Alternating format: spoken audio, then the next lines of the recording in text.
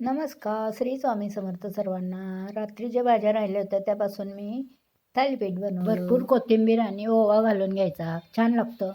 Flower, वाटाणा, बटाट्याची भाजी होती, पिठलं होतं, तुरीच्या डाळीची आमटी होती. सगळं एकत्र केलं. थोडं ज्वारीचं पीठ, गव्हाचं पीठ घालून या पद्धतीने मी केलंय. पौष्टिक लागतंय. आम्ही पूर्वी असंच खात होतो. या पद्धतीने मी घातले तव्यावर.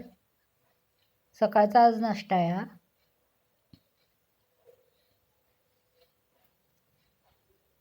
या पद्धतीने मी करून घेतले.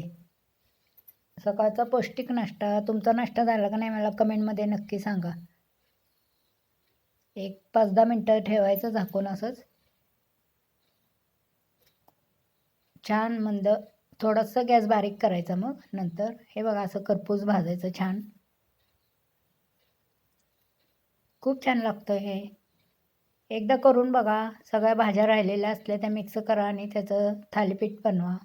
खाऊन बघा एकदा आणि मला कमेंटमध्ये नक्की सांगा. व्हिडिओ आवडत असल्यास लाईक, शेअर, सबस्क्राईब प्लीज करा.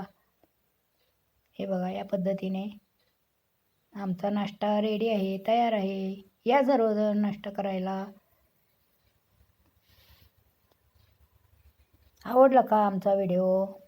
आवडल्यास like, share, subscribe please please please करा. चहा, थालीपीठ खूप छान लागतं. तुम्ही दह्यासोबतही खाऊ शकता, पण सकाळची टाईम आहे म्हणून चहा आणि थालीपीठ केले. धपाटे पण म्हणतो आम्ही. तर चला सर्वांना श्री स्वामी समर्थ.